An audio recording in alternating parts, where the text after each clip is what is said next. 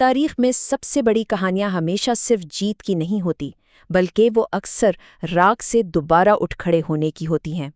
آج ہم سلطنت عثمانیہ کی تاریخ کے ایک ایسے ہی نازک موڑ پر نظر ڈالیں گے، ایک ایسی کہانی جو مکمل تباہی کے دہانے پر پہنچ کر ایک ناقابل یقین واپسی کرتی ہے۔ ذرا تصور کیجئے، یہ الفاظ ہیں سلطان بایزید اول کے، جو انہوں نے 1396 میں نیکوپولس کی جنگ میں شکست کھانے والے فرانسیسی قیدیوں سے کہے۔ یہ صرف الفاظ نہیں ہیں، یہ اس سلطان کے غرور اور خود اعتمادی کی انتہا ہیں جو اپنی طاقت کے نشے میں چور تھا۔ تو آج ہمارا سفر کچھ یوں ہوگا۔ ہم بایزید کے ڈرامائی زوال سے شروع کریں گے، پھر اس خانہ جنگی کو دیکھیں گے جس نے سلطنت کو تقریباً توڑ دیا، اور آخر میں یہ جانیں گے کہ یہ سلطنت کس طرح دوبارہ ایک ہوئی اور پہلے سے بھی زیادہ مضبوط بن کر ابھری۔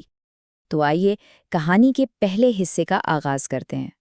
یہ ایک ایسے سلطان کی کہانی ہے جو دنیا کو تو فتح کر سکتا تھا، لیکن اپنی ہی انا کے سامنے ہار گیا۔ بایزید کو ایک خاص نام سے پکارا جاتا تھا، یلدرم یعنی آسمانی بجلی، اور یہ نام انہیں کیوں ملا؟ ان کی ناقابل یقین رفتار کی وجہ سے۔ ذرا سوچئے، اس زمانے میں ایک سال کے اندر اپنی پوری فوج کو 7 بار یورپ اور ایشیا کے بیچ منتقل کرنا، یہ کسی انسانی کام سے زیادہ جادو لگتا تھا۔ اور پھر سال آتا ہے 1396 کا۔ جنگ نیکوپولس میں بایزید نے یورپ کی سب سے بڑی متحدہ صلیبی فوج کو ایسی شکست دی کہ تاریخ میں یاد رکھی گئی۔ اس ایک فتح نے انہیں نہ صرف عالم اسلام کا ہیرو بنا دیا، بلکہ ان کے غرور کو بھی آسمان پر پہنچا دیا۔ اصل جنگ میدان سے پہلے کاغذ پر لڑی گئی۔ بایزید اور وسطی ایشیا کے عظیم فاتح تیمور کے بیچ ان خطوط کو دیکھیں۔ تیمور نے بایزید کو چونٹی کہا، تو جواب میں بایزید میں ایسی توہین آمیز بات کہی کہ جنگ کے علاوہ کوئی راستہ ہی نہیں بچا۔ یہ سفارتکاری نہیں، سیدھی سیدھی انا کی جنگ تھی۔ اور پھر وہ دن آ گیا، 20 جولائی 1402، انقرہ کی جنگ۔ بایزید، جسے اپنی رفتار پر ناز تھا، وہی رفتار اسے سیدھا تیمور کے جال میں لے آئی۔ تیمور نے بڑی چالاکی سے پانی کے ذخائر پر قبضہ کر لیا تھا، اور بایزید کی فوج لڑنے سے پہلے ہی پیاس سے ہلکان ہو گئی۔ اوپر سے تیمور کے جنگی ہاتھیوں نے رہی صحیح کسر پوری کر دی۔ اور پھر وہ ہوا جس کا کسی نے سوچا بھی نہیں تھا۔ آسمانی بجلی کی رفتار والا سلطان میدان جنگ میں گرفتار کر لیا گیا۔ عثمانی تاریخ میں یہ پہلی اور آخری بار ہوا کہ کوئی سلطان زندہ پکڑا گیا۔ اس ایک واقعے نے سلطنت کو افراتفری کے اندھیرے میں دھکیل دیا۔ بایزید کی شکست صرف ایک سلطان کی شکست نہیں تھی، یہ پوری سلطنت کے ٹوٹنے کا آغاز تھا۔ ایک ایسا تاریک دور شروع ہوا جہاں بھائی ہی بھائی کے خون کا پیاسا ہو گیا۔ تاریخ میں اس دور کو عثمانی دور انتشار یا فیٹرٹ دیوری کہتے ہیں، مطلب پورے 11 سال سلطنت کا کوئی ایک بادشاہ نہیں تھا۔ سلطنت بکھرنے کے بالکل قریب تھی۔ یہ ایک ایسا بحران تھا جس سے شاذ و نادر ہی کوئی سلطنت بچ پاتی ہے۔ تو میدان میں کون تھے؟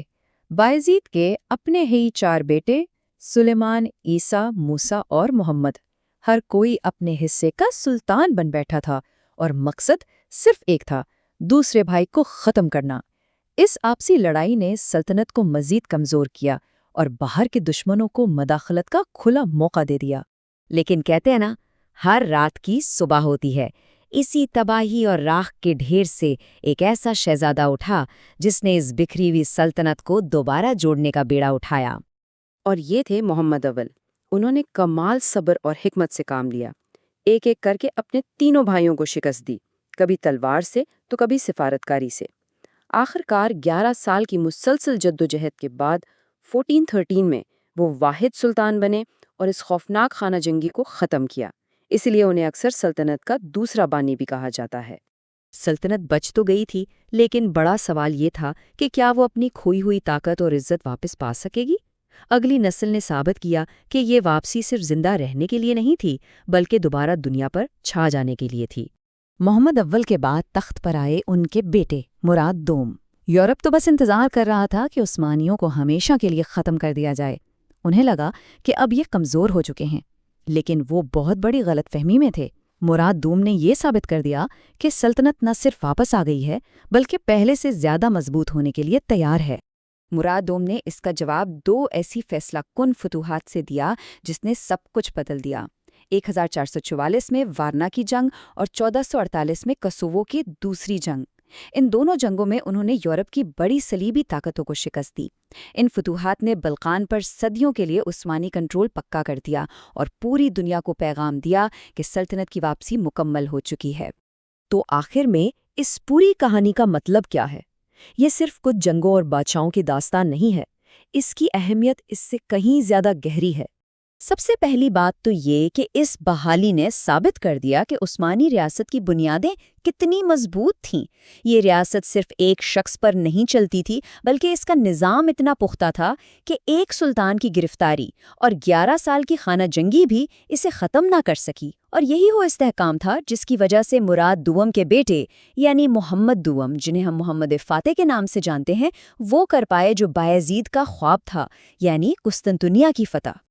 تو آخر میں یہ کہانی ہمیں ایک بنیادی سوال پر لا کر چھوڑتی ہے، کیا سلطنتیں صرف ایک بڑی شکست سے مر جاتی ہیں، یا ان کی اصل طاقت ان کی راکھ سے دوبارہ اٹھ کھڑے ہونے کی صلاحیت میں چھپی ہوتی ہے؟